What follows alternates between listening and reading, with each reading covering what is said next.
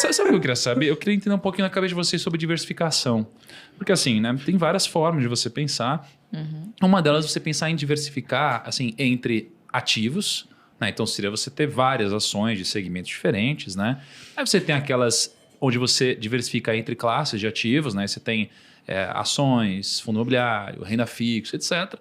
E você tem a intra-países, né? Onde você tem isso tudo e às vezes em países diferentes também, né? Como que vocês entendem a diversificação? O que você acha que é legal de fazer? Eu tenho uma diversificação na minha carteira no sentido de empresas, de ações, não de outros ativos, tá certo?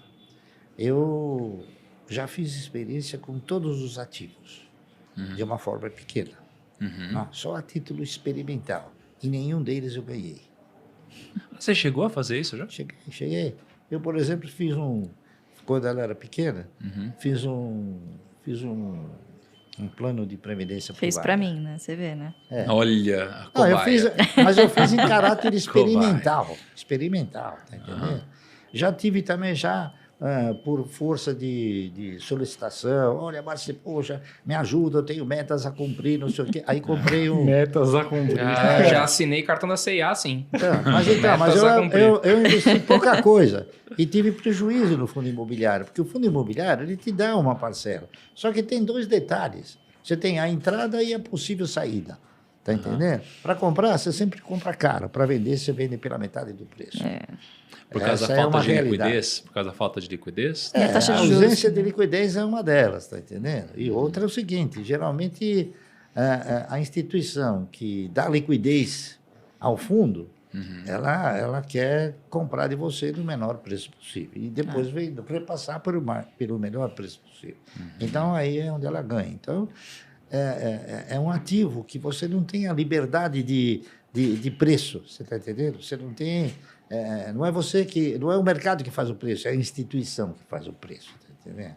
Mas por que assim? Como assim a instituição faz o preço? Assim? Porque você compra geralmente de uma instituição, tá certo? Essa instituição ela chega para você e fala, olha, nós estamos dando início a um fundo imobiliário. Então você paga e você compra então por um determinado preço. Certo? Aquele fundo ele pode evoluir ou pode regredir, tá entendendo? Dependendo. Normalmente ele não evolui. Essa é a tendência natural, pelo menos que eu tenho observado. Então o que acontece? Daí 1 ano, 2 anos, você fala, bom, eu quero sair. Ele fala, tá bom, ele vai comprar a tua cota pela metade do preço ou por 30%, 40% menos. Então, geralmente, para o fundo crescer, precisa capitalizar, né? Aquilo que você ganhou ao longo do tempo, você perde de uma tamancada só.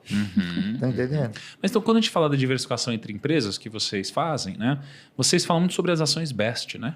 Assim, como que vocês pensam na diversificação entre empresas, então? Qual que é a lógica de vocês, assim? Eu penso muito no setor de atividade perene, não é isso? Então, eu tenho ações de atividade perene, tá entendendo? É o meu tipo energia, dondoca, tá entendendo?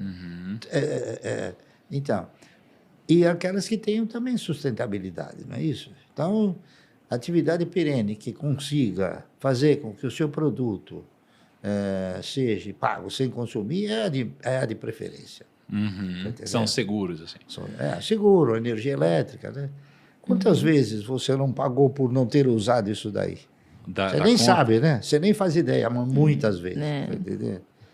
Então, é isso aí. A gente procura desenvolver. Agora, tem outros setores também que são setores perenes e bons, né? Nenhum país vive sem um setor comercial, de bancos comerciais. É muito difícil. Pode ter quebra geral, como teve aqui no país, da década de 70 até 90 e alguma coisa, né? Onde nós tínhamos aí 400, 500 bancos, todos eles foram caindo, quebrando, então sendo incorporados, tá certo? A realidade é essa. Agora, sobraram alguns bons, né? Então sobrou o Bradesco, sobrou o Itaú, sobrou o Santander, não sobrou porque ele é um intruso, né? Ele veio depois de tudo isso, tá certo? Mas você acha que sempre vai continuar existindo, assim? Tipo Itaú, Bradesco, Banco do Brasil, assim? Você acha que são ações que a gente pode praticamente fechar o olho e imaginar que elas vão continuar existindo daqui a 30 anos, por exemplo? Eu acho que sim. Eu acho que sim, eu interpreto que sim, porque sempre vai ter alguém que tenha que controlar a circulação da moeda. Antigamente você tinha o quê? Você tinha um banco chamado colchão, você botava no colchão. Hoje não, tá entendendo? Hoje você deposita, porque você não tem condições de carregar todo o volume de recursos, não é isso? Então você é obrigado a depositar numa instituição. Até não me lembro que ano, mas não faz muito tempo, você possuía uma conta no banco e quando chegava no fim do exercício, o banco fazia uma análise, né, do seu saldo médio e te dava um juro sobre aquilo. Isso mudou. Você passou a ter o quê? Você passou a ter que pagar para ter a conta, não é isso? Que absurdo isso. Então, acabou se tornando o quê? Acabou se tornando uma reserva de mercado, né? Sim. Então, passou a ser o quê?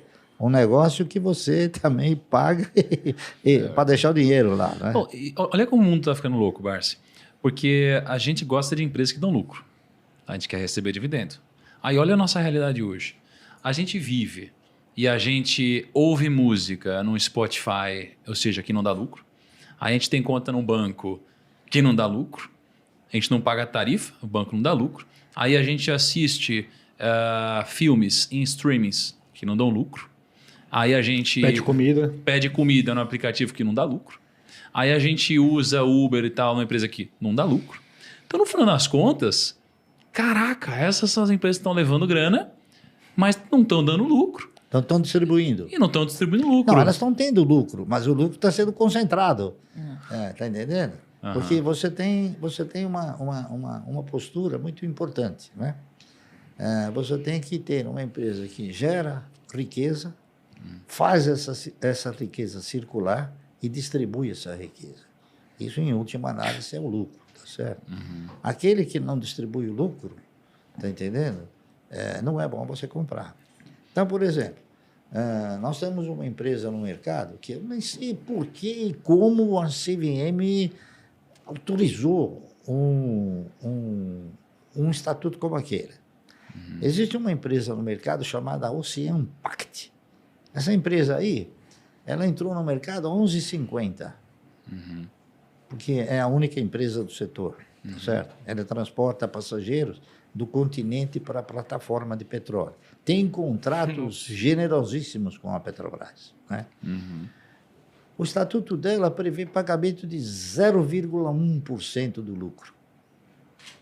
Legal. Maravilhoso, né? Então, quer dizer, é uma empresa que você não tem que comprar nunca, né? Tá correto? Cara, que loucura isso daí.